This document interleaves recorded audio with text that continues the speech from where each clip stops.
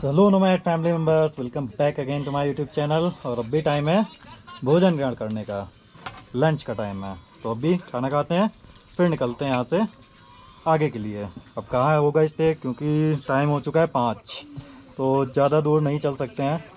तो अभी खाना खाते हैं, दाल चावल सब्जी रोटी सब है सलाद के साथ, तो खाते हैं फिर निकलते हैं यहाँ से। इसकी बैटरी भी डाउन। चलते हैं, अब निकलते हैं यहाँ से। खाना पीना हो गया है, सामान वामान भी सब लोड हो गया है। अब यहाँ से चिड़गांव के लिए बढ़ेंगे और शाम ऑलमोस्ट हो चुकी है, शाम के 5:30 बज रहा है। कैसा लग रहा है? एकदम फर्स्ट क्लास। भाई की लंका लग चुकी है, पिछवाड़ा दर्द कर रहा है दोनों का। बट क्या करें, करना है तो करना है। एन केन प्रकार नीन, कोई ना चलो चलो।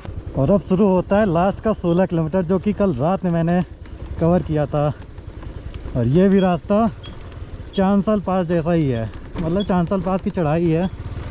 तो अब इस रास्ते का आनंद लीजिए। और मेरे ये जो 3 ब्लॉग हैं, अगर आप पूरा देख लेंगे तीनों ब्लॉग, तो आपको रोड का आइडिया हो जाएगा एग्जैक्टली रोड कैसा है, कहाँ पे क्या दिक्कत है, क्या अच्छा है क्या बुरा है, कहाँ वाटरफॉल है, कहाँ स्नो है, सब कुछ एक्स वाई जेड आपको पता चल जाएगा।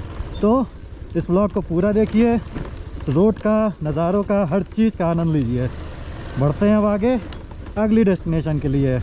मोड़ों पे भी ऐसी हालत है ना रोड की, भाई साहब जरा सी गलती हुई, कहीं इधर उधर पत्थर में टकराया, टायर गए, और पूरा मिट्टी मिट्टी है। बारिश में क्या हाल होता होगा इस रोड का, भगवान ही मालिक। भाई हालत ख़राब रहती होगी, कैसे ट्रैवल करते होंगे लोग।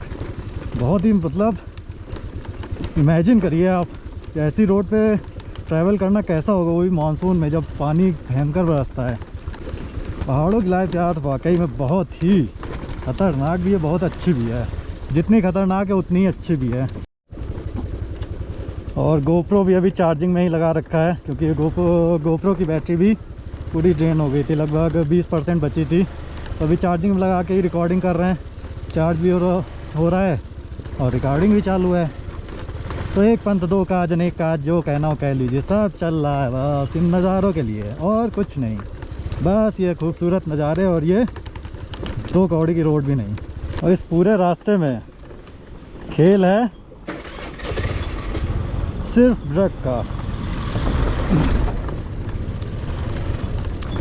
अगर आपका ब्रेकिंग अच्छी नहीं है, आप स्पीड में कंट्रोल नहीं रख पाए, ब्रेक नहीं लगा पाए टाइम से, हालत ख़राब होनी है आपको, कभी भी कुछ भी हो सकता है। इसलिए ब्रेक पे बहुत कंट्रोल रखना है इस रास्ते पे, क्योंकि ये पूरी सीधी चढ़ान है, पूरी सीधी खड़ी उतराई है।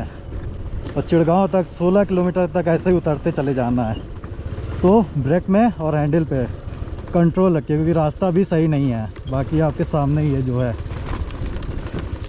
और इस स्कूटी को बंद नहीं होने देना है, चालू ही रखना है, बंद हुई तो दिक्कत ही है। और ऐसे रोडों का रात में अंदाज़ा बिल्कुल भी नहीं लगता है। दिन में आपको पता चलता है कि हाँ आपने रात में किया क्या है। रात में तो आप चलते चले जाओगे, आपको यही लगेगा कि हाँ ऑफ रोड है, गड्ढे हैं, ख़राब रोड है, यही सब लगेगा। बट जब सुबह आप चलते हो ना, तब आपको पता चलता है कि अरे यार ये भी था। ऐसा एक बार मेरे साथ बहुत भयंकर हुआ था, वो भी अभी बताता हूँ मैं आपको। 2018-19 में मैं उर्गम वैली गया था। जोशीमठ से जस्ट 15 किलोमीटर पहले ही पड़ता है उर्गम वैली। वहाँ पे पंचम केदार हैं, कल्पेश्वर महादेव का मंदिर है वहाँ पे। और अक्टूबर लास्ट या नवंबर स्टार्टिंग ही थी वो, उस सीज़न की जस्ट पहली स्नोफॉल हुई थी बद्रीनाथ में। तो मैं वही उर्गम वैली से 15 किलोमीटर पहले ही मेन हाईवे से एक लेफ़्ट साइड को रोड कटता है उर्गम वैली के लिए, कल्पेश्वर महादेव के लिए। तो उस मोड़ पे पहुंचते ही बारिश स्टार्ट हो गई और शाम के करीब 6 बज गया था, अंधेरा होने लगा। ठंड में वैसे भी जानते हैं 6 बजे अंधेरा होने लगता है, तो हल्का हल्का अंधेरा होने लगा था। करीब 15 मिनट में वहाँ खड़ा रहा बारिश रुकने का, क्योंकि मेरे पास तब रेनकोट भी नहीं था। मैं ऐसे ही निकल लेता था, ना ब्लॉगिंग का कोई ऐसा था, बस जब घूमने का मन किया अपना निकल लेता था बैग उठा के। और वहाँ हो गई बारिश तगड़ी, तो मुझे रुकना पड़ा वहीं पे ही, मोड़ पे ही। मैं करीब आधे घंटे तक खड़ा रहा।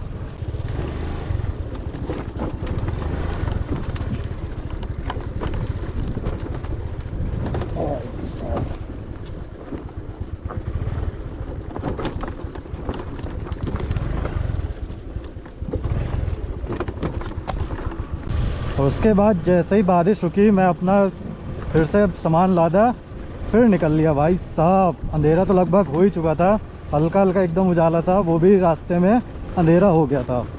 और इसके बाद जो खेल हुआ है ना भाई, अलग ही लेवल का खेल हुआ है। मतलब इतना बेकार रास्ता, ये तो फिर भी बहुत अच्छा है। मैं किसी तरह उसको उछलते कूदते पार तो कर ले गया। पीछे से एक गाड़ी वाला आ रहा था, मैंने उससे बोला कि भैया, क्योंकि स्कूटी के लिए हेडलाइट इतनी तेज़ होती नहीं कि सामने का पूरा व्यू दिखे, तो मैंने उससे बोला कि आप मेरे पीछे पीछे चलते रहना, जहाँ तक ये रोड ख़राब है, बस जहाँ रोड सही आएगा इसके बाद आप निकल जाना। तो वो उसके भरोसे मैं अच्छी रोड तक वहाँ तक पहुँचा। वो रास्ता इतना बेकार था, इतना बेकार। मैं किसी तरह उर्गम पहुँच तो गया, वहाँ दर्शन वर्शन किया अगले दिन सुबह उठ के, इसके बाद नाश्ता पानी किया, फिर वहाँ से निकला हूँ मैं।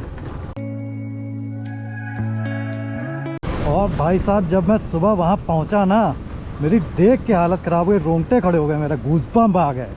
भाई ये क्या किया मैंने रात को, मतलब एक सिर्रीपना होता नहीं है, पागलपन, वैसा वाला कांड कर दिया था मैंने रात में। इतने बड़े बड़े बोल्डर जैसे पड़े हुए हैं ना, जैसे वो बोल्डर पड़ा हुआ है, बड़े बड़े बोल्डर आके नीचे गिरे हुए थे, पूरी की पूरी रोड बह गई थी। छोटे मोटे की तो बात ही ना, ऐसे मतलब ट्रेल बनी हुई थी दो गाड़ियों की, जैसे 4 व्हीलर निकलती तो उनकी केवल ट्रेल बनी हुई थी, उसमें भी बड़े बड़े पत्थर थे एकदम चिकने वाले। बार बार मेरी स्कूटी लहर रही थी, बट किसी तरह उसको मैंने रात में पार कर लिया। भाई साहब सुबह जब मैंने देखा, मेरा दिमाग ख़राब हो गया, ये क्या पागलपन था भाई, क्या पागलपन था। सुबह भी मेरी हालत ख़राब हो गई थी उस रास्ते को मतलब निकालने में। फिर बाद में पता चला कि यहाँ पे लैंडस्लाइड हुई है 2-3 दिन पहले, भयंकर, पूरा का पूरा रोड चला आया है।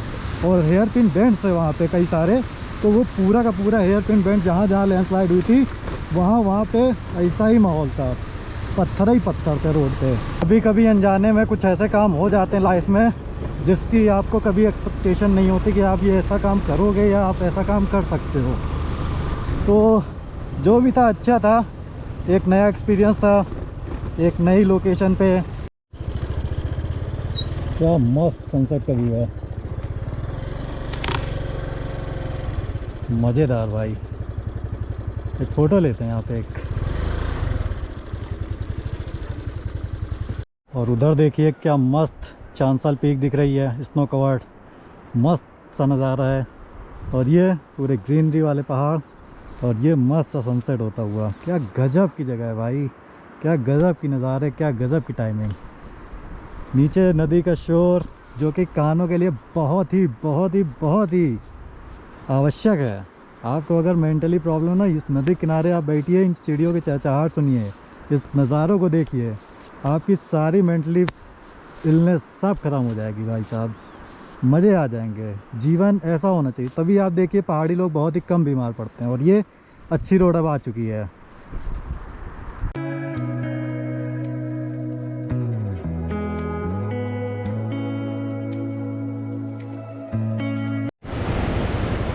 और ये है टिकरी विलेज।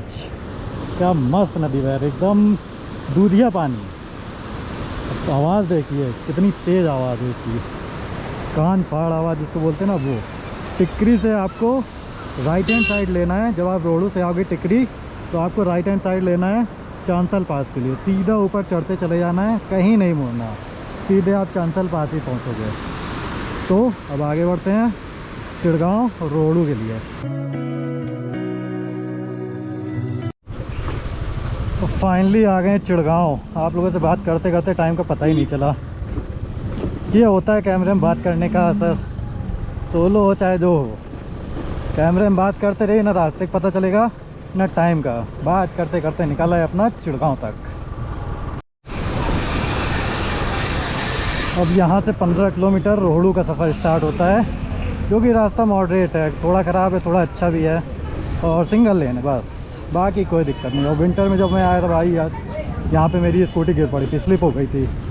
तो अगर आपने वो सीरीज़ नहीं देखी है तो आप मेरी Himachal entry with snowfall I button में लिंक आ रहा होगा, और नीचे लिंक भी दिया होगा डिस्क्रिप्शन में, तो आप वो भी चेक कर सकते हैं, वो भी देख सकते हैं। नज़ारे बहुत अच्छे हैं, उसमें बोला मैंने कुछ नहीं है, वो मेरा नया शुरुआत था, नया एक्सपीरियंस था कैमरे के सामने, और पूरी रिकॉर्डिंग मोबाइल से की मैंने।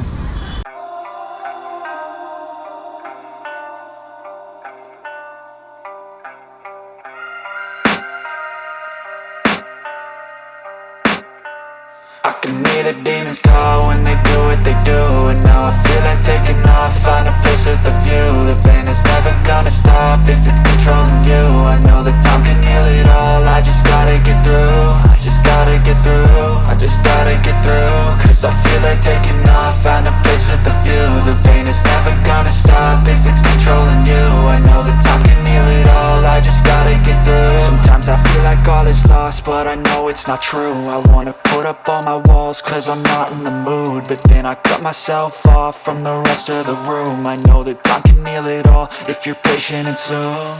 It can all be worth it, all the searching. Pain is never really permanent, but damn it hurts, man. I could feel all of the turbulence and it's concerning. I've been searching for a purpose, I hope it's worth it. This society is really trying me. Ain't no hide and seek, I hide to be far from anxiety. I need my space, I need my privacy. I need some silence, please, you're all too loud. You don't speak quietly, opinions violently thrown across every surface. It makes me nervous, it's the world honestly burning. That's all I'm learning, hope that we can make a turn and start reversing. All our minds, we put the work in, we got some work, man.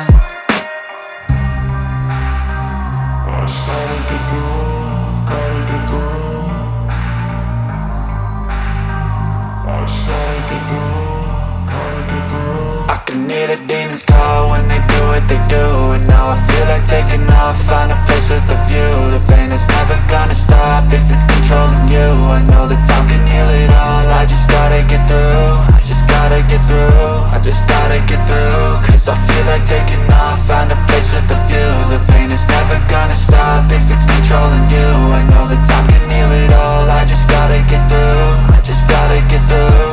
Gotta get through this, life is a nuisance, tie up some loose ends. I try to be human, find a solution, my evolution. A place like this, it didn't exist, we made it like this.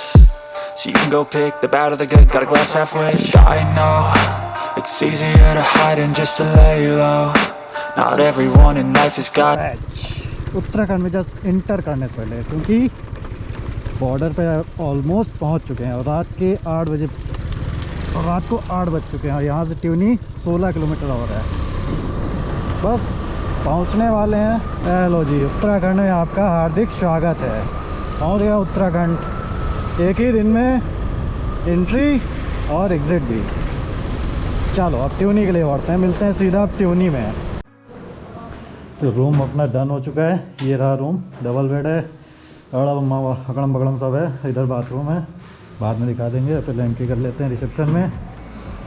और ये room पड़ा हमको 500 में, है ना भाई? ठीक, क्या लिखना है? नाम लिख दें। VEEN age 30 Indian address 53।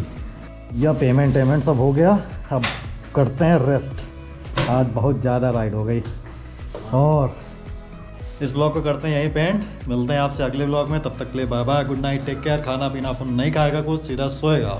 बहुत थक गए यार, उंगली देख रहे हो, हाथ की कंडीशन देख रहे हो, टाइट हो गया एकदम। जैसे जिम वाले हाथ होते हैं ना, वैसा एकदम फौलादी हाथ हो गया है स्कूटी चला के। भाई के तो हाँ, अभी तक किसका था? भाई कह रहा मर्द का हाथ हो गया, भाई का अभी तक किसी और का था हाथ।